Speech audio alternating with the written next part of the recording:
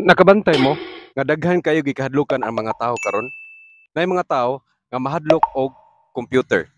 Naasay mga tao nga mahadlok og cellphone ug naasay mga tao nga mahadlok og social media. Ang tawag sa tao nga mahadlok og computer, gitawag siya og cyberphobia. Tungod kay hadlok siya makaguba, hadlok siya nga makakorrupt sa mga file, ug hadlok siya nga mavirusan. Ang tawag sa tao nga mahadlok og social media, gitawag siya og visio-bibliophobia.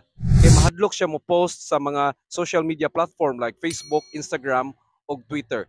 Kay mahadlok siya nga i-judge, mahadlok siya sa social comparison, ug mahadlok siya nga maka-commit siya og mistake. Ang tawag sa tao nga mahadlok og walay cellphone. Take note ha, mahadlok sila og walay cellphone. Gitawag sila og nomophobia. Tungod kay mao kaning na-discover sa mga expert sa mga modern phobia nga kining mga tawhana nagsalig na sila sa ilahang nga cellphone. Ikaw, unsa may mong gikahadlukan karon? The Bible is telling us in Psalms 56 verse 3. It says, "But when I am afraid, I will put my trust in you." So unsa na may mong gikahadlukan? Amping lang.